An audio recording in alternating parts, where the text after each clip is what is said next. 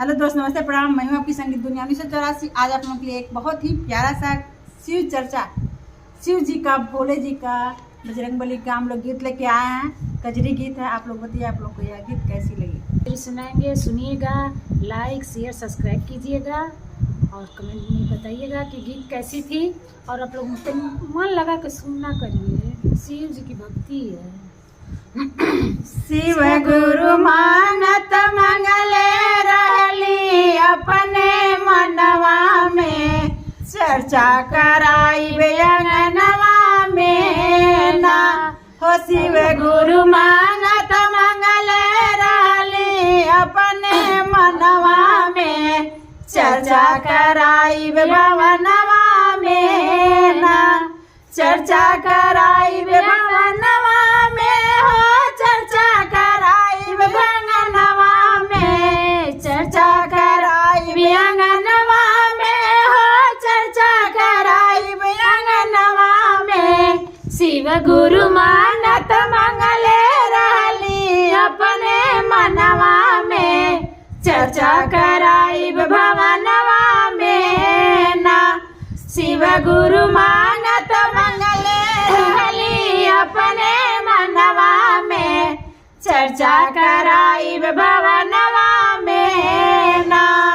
दया कृपा करिया मारो भवनवा में, दया कृपा करिया मारो भवनवा में, चर्चा कराई अंगनवा में ना हो। शिव गुरु मानत मंगले रहली अपने मनवा में, चर्चा कराई अंगनवा में ना।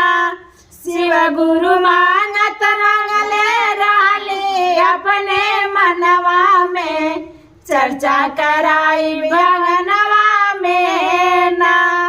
भांगिया धतूर बेला पतिया चढ़ाई, रउआ चरनिया भोला जी नगी बिताई।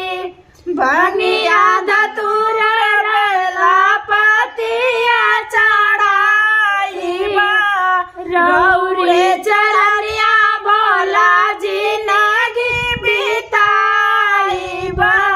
बनिया धतूर बेला पतिया चढ़ाई, भर दिया हमारो या चरवा में, चर्चा कराई अंगनवा में ना। शिव गुरु मानत मंगले रहली अपने मनवा में, चर्चा कराई भवनवा में ना हो। शिव गुरु मानत मंगले रहली अपने मनवा में, चर्चा कराई भवनवा में ना। कुश के चटैया आसन लगाई, कुश की बोलाई, शिव गुरु भजन कराई। कुश के चटा, कुश के चटाइया पर आसन लगाई, शिष्या बोलाई, शिव गुरु भजन कराई। कुश के चटाइया के आसन लगाई, शिव गुरु दर्शन देले बाटे हमें सपनवा में, चर्चा कराई भवनवा में ना। शिव गुरु दर्शन दिहले बाटा हमें सपनवा में, चर्चा कराई भवनवा में ना।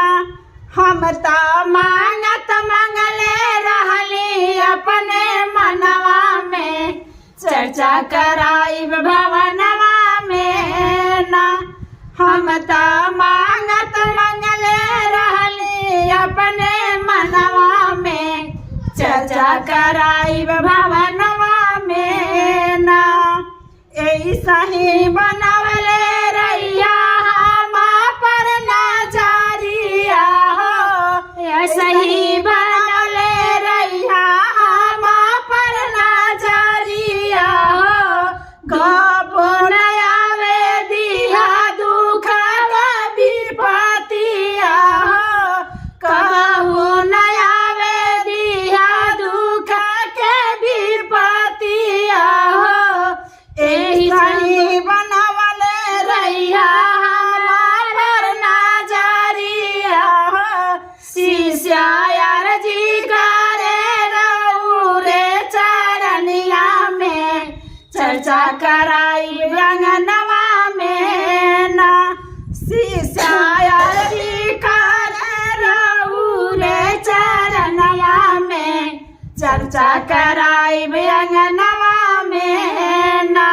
हो शिव गुरु दर्शन दिया शिव गुरु नानक मंगले रहली अपने मनवा में चर्चा कराई अंगनवा में ना हो शिव गुरु मानत मंगले रहली अपने मनवा में चर्चा कराई अंगनवा में ना। बहुत प्यारा गीत है। Bye by.